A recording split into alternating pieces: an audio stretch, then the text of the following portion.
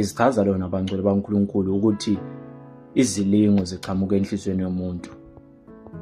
Izivivinyo uNkulunkulu uyasivivinya ukuze siphumelele entandweni yakhe, noma ukuze sifunde into thize kuleso sigaba ekasibeke kiso. Asifundeni uverse 12 says, ubusisiwe umuntu oqiniselayo uma evivinywa ngezilingo, ngoba nxa esephumelele ekuvivinyweni uyohlonyelwa ngomchele ongokuphila okuphakade uNkulunkulu awathembise labo abamthandayo. Uyavivinywa ngezilingo, kodwa ubusisiwe nxa uqinisela.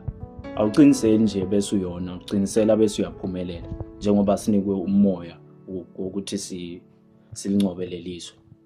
Ngayo uJesu Kristu siyakwazi ukuphumelela, ngayo uJesu Kristu siyakwazi ukuthi sinqobe. Zonke izimo ziyavela kwabangcwele nabantu abasemhlabeni abangamazi uNkulunkulu, sivela kithi sonke, kodwa thina sincoba ngayo uJesu Kristu. Siyafika isimo ngaso sonke isikhathi nawe ucabange ukuthi hayi lana athi ngone, kodwa ucabange ukuthi uJesu Kristu wasifela esiphambanweni. Ucabange ukuthi liyasho izwi ukuthi uma sona sazi siyambethela futhi esiphambanweni ngezandla zethu. Manje asikwazi ukwenza lokho, kodwa kumele silimele ivangeli, siqine egameni likaJesu Kristu. Bayethe kuye. Amen.